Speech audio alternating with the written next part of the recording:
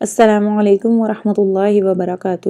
امید کرتی ہوں کہ آپ سب اپنے ایمان اور صحت کی بہترین حالت میں ہوں گے۔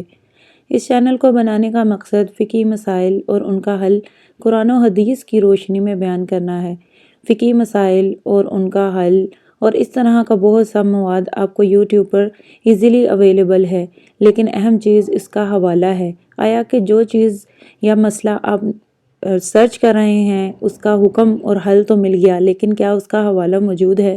اگر اس کا حوالہ ہے تو پھر اس سے بھی اہم بات یہ ہے کہ کیا وہ اتھینٹک ہے یا نہیں ہے۔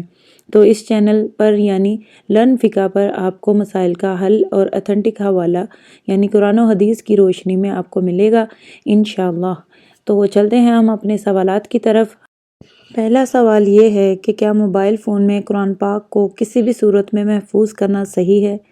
محفوظ کرنے سے مراد یہ کہ بہت سی ایپس ہیں آج کل، ایپس کو ڈاؤن لوڈ کر کے قرآن پاک اس سے پڑھنا، تلاوت کرنا، اور یا پھر میموری کارڈ کے ذریعے سے قرآن پاک میموری کارڈ میں کروانا اور پھر اس کو موبائل میں ڈال کے اپنے موبائل میں محفوظ کرنا، کیا یہ صحیح ہے؟ اور دوسرا سوال ہمارا یہ ہے کہ کیا اس طرح موبائل فون میں قرآن پاک محفوظ کر کے اس سے تلاوت کرنا صحیح ہے یا نہیں؟ موبائل فون میں قرآن مجید محفوظ کروانے کا حکم۔ موبائل فون میں قرآن مجید محفوظ کروانے میں کوئی مذائقہ نہیں ہے۔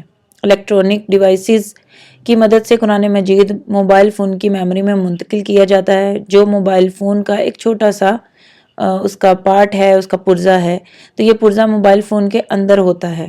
ایک طریقہ تو یہ ہوتا ہے، اور دوسرا طریقہ آج کل جو ایپس ہیں ان کو ڈاؤن لوڈ کر کے اس کے ذریعے سے قرآن مجید کو موبائل فون کے اندر محفوظ کر لیا جاتا ہے، یا پھر ڈائریکٹ ہم ایپس کے ذریعے ہی موبائل فون کی تلاوت وغیرہ کرتے ہیں۔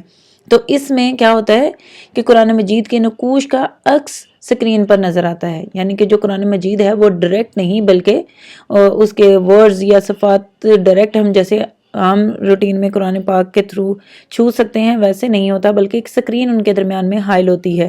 تو اس لیے ایک تو ان کو ہم تلاوت کر سکتے ہیں، اور دوسرا یہ کہ اس کو محفوظ بھی کر سکتے ہیں، یعنی کہ اس میں کچھ بھی غلط بات نہیں ہے۔ یہ انشاءاللہ اس کا حوالہ بھی بیان کیا جائے گا۔ تو اس کو ہم محفوظ بھی کر سکتے ہیں اپنے موبائل میں، اور دوسری بات اس سے تلاوت بھی کر سکتے ہیں۔ اس کا حوالہ آپ کے سامنے سکرین پر ہے۔ حوالے کے بغیر کسی بھی خاص طور پر نیٹ سے لی ہوئی چیز پہ عمل مت کیا کریں۔ ہر چیز کا جو بھی مسئلے کا حل آپ کو دیکھنا ہے لازمی حوالہ دیکھا کریں اس کا، اور یہ بھی کہ وہ صحیح ہے یا نہیں ہے۔ اور آج کا ہمارا تیسرا سوال یہ ہوگا کہ ایسا موبائل جس میں قرآن پاک محفوظ ہے یا کسی ایپ کے ذریعے ڈاؤن لوڈ ہے، تو ایسے موبائل کو بلا وضو چھونا کیسا ہے؟ کیا ہم اس کو بغیر وضو کے چھو سکتے ہیں یا نہیں؟ ایسا موبائل فون جس میں قرآن پاک کو محفوظ کیا گیا ہے، ڈاؤن لوڈ کیا گیا ہے، یا میموری کارڈ کے ذریعے اس کے اندر کسی طرح سے ٹرانسفر کیا گیا ہے موبائل فون کے اندر، کسی بھی صورت میں ہے، تو ایسے موبائل فون کو بلا وضو چھونے کی گنجائش تو ہے، لیکن قرآن پاک کے ساتھ محبت کا تقاضا یہ ہے کہ ایسے موبائل فون کو نہایت ادب اور احترام کے ساتھ رکھا جائے، اور اس کو گندگی والی جگہوں پہ خصوصاً واش روم وغیرہ میں، بیت الخلاء میں جانے سے پہلے اپنے آپ سے علیحدہ کر دیا جائے، یعنی اس کو پاکٹ وغیرہ میں رکھ کے واش روم میں ساتھ نہ لے کے جایا جائے، بلکہ اس کو باہر علیحدہ کسی جگہ پہ، صاف جگہ پہ، پاک جگہ پہ رکھ کے جایا جائے۔ نیز جس موبائل فون میں قرآن مجید محفوظ ہوں اس میں تصاویر اور دیگر غیر شرعی امور مثلاً گانا وغیرہ محفوظ کروانے سے بھی زیادہ اجتناب کیا جائے۔ اور ادب کا تقاضا تو یہ ہے کہ اس میں تصاویر اور دیگر غیر شرعی امور مثلاً گانا وغیرہ محفوظ نہ ہو۔ اور اسی کے ساتھ ہمارا چوتھا سوال، موبائل میسج کے ذریعے قرآنی آیات اور دیگر دینی میسیجز بھیجنے کا حکم کیا ہے؟